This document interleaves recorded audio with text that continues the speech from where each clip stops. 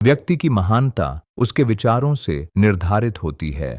इस सत्य को एलोन मस्क, स्टीव जॉब्स और जेफ बेजोस जैसे सफल लोगों के जीवन से बार-बार साबित किया गया है।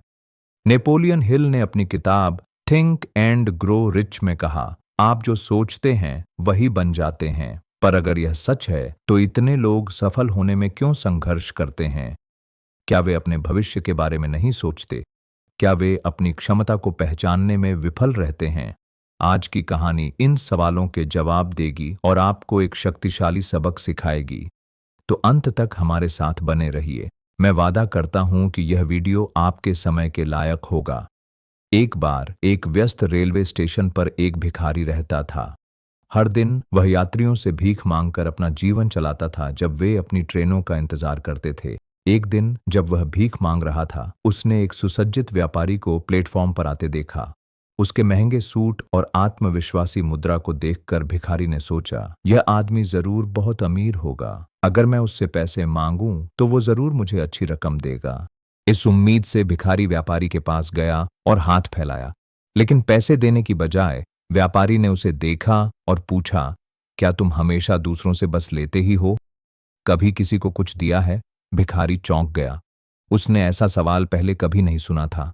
हैरान होकर बोला, साहब, मैं तो बस एक भिखारी हूं। भीख मांगकर गुजारा करता हूं। मेरे पास किसी को देने को कुछ नहीं है। व्यापारी हल्का सा मुस्कुराया और बोला, अगर तुम्हें लगता है कि तुम्हारे पास देने को कुछ नहीं, तो मांगने का भी कोई हक नहीं। मैं एक व्यापारी हूं। मैं लेन देन में विश्वास करता हूं।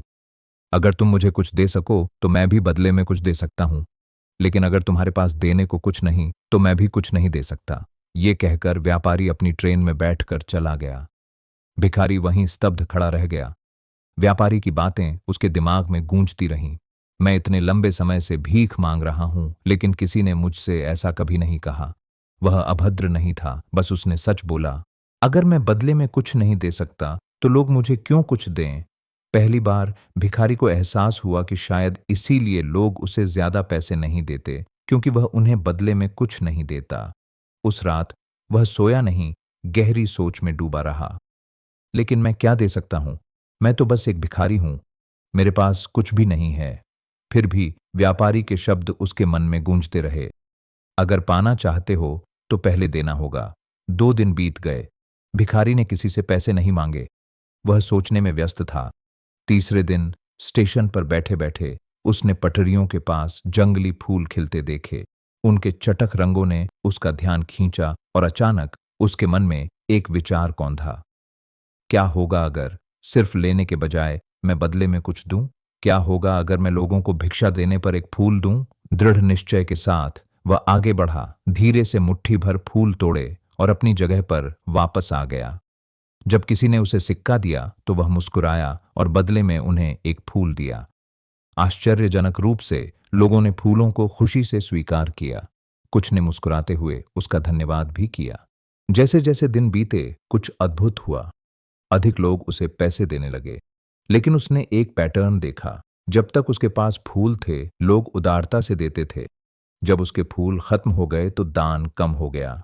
तो यह सच है, लोग बदले में कुछ पाना पसंद करते हैं, उसने सोचा। एक दिन जब वह भिक्षा के बदले फूल बांट रहा था, उसने व्यापारी को फिर से ट्रेन में बैठे देखा। उत्साहित होकर वह दौड़ा और बोला, सर, आज मेरे पास आपको देने के लिए कुछ है। अगर आप मुझे पैसे देंगे तो मैं बदले में आपको फूल दूंगा। व्यापारी मुस्कुराया, उसे कुछ पैसे दिए और कुछ फूल ले लिए। आपने सचमुच विनिमय का मूल्य समझ लिया है, उन्होंने कहा।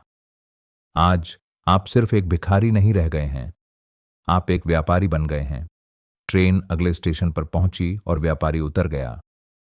भिखारी वहीं खड़ा था, उसे जाते हुए देख रहा था। उनके शब्दों ने उनके मन में एक नया विचार जगा दिया। क्या मैं वास्तव में अब एक व्यवसायी हूं? काफी देर तक उन्होंने इस पर विचार किया। फिर अचानक उसे कुछ एहसास हुआ। अब मैं सफलता का रहस्य जानता हूं। मैं सिर्फ एक भिखारी नहीं हूं, मैं एक व्यापारी हूं। लोग मुझे दया के कारण पैसे नहीं दे रहे हैं, वे उन फूलों के लिए भुगतान कर रहे हैं जो मैं उन्हें देता हूं। इसका मतलब है कि मेरा एक व्यवसाय है। उत्साहित होकर उन्होंने एक साहसिक निर्णय लिया। उस दिन वह रेलवे स्टेशन से चला गया और फिर कभी भिखारी के रूप में नहीं लौटा। 6 महीने बाद उसी रेलवे स्टेशन पर दो अच्छे कपड़े पहने आदमी मिले। उन्होंने हाथ मिलाने का आदान प्रदान किया, लेकिन उनमें से एक का रूप जिज्ञासु था। क्या मैं आपको जानता हूं? एक आदमी ने पूछा। दूसरे ने मुस्कुराते हुए जवाब दिया, हाँ, हम पहले भी 2 बार मिल चुके हैं, यहीं इसी ट्रेन में। पहले आदमी ने याद करने की कोशिश करते हुए भौहें सिकोड़ लीं। फिर उसकी आंखें आश्चर्य से चौड़ी हो गईं। रुको, तुम भिखारी हो जिसे मैंने पैसे देने से मना किया और बाद में मैंने आपसे फूल खरीदे। पूर्व भिखारी हंसा। हाँ, वह मैं ही था, पर आज मैं भिखारी नहीं रहा। मैं एक सफल फूल व्यवसाय चलाता हूं और इसे आगे बढ़ाने यात्रा कर रहा हूं। व्यापारी चकित रह गया। यह अद्भुत है। क्या बदला? फूल विक्रेता मुस्कुराया। आपने मुझे जीवन का सबसे बड़ा सत्य सिखाया। हम तभी पाते हैं जब हम देते हैं। उस दिन मुझे एहसास हुआ कि मैं कभी वास्तव में भिखारी नहीं था, मैं हमेशा से व्यापारी था। बस मुझे खुद को ऐसे देखना था। दोनों ने फिर हाथ मिलाया, अब बराबरी के साथ।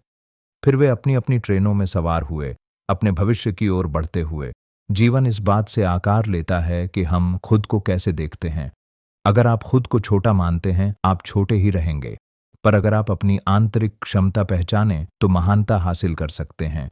इसलिए खुद को सीमित मत करिए, खुद को मजबूत, सक्षम और सफल समझिए, क्योंकि जब विचार बदलते हैं, भविष्य भी बदल जाता है। अगर आपको यह कहानी अच्छी लगी, इसे लाइक करें, सीख पर टिप्पणी करें और दूसरों को प्रेरित करने के लिए शेयर करें। अगली कहानी में मिलते हैं।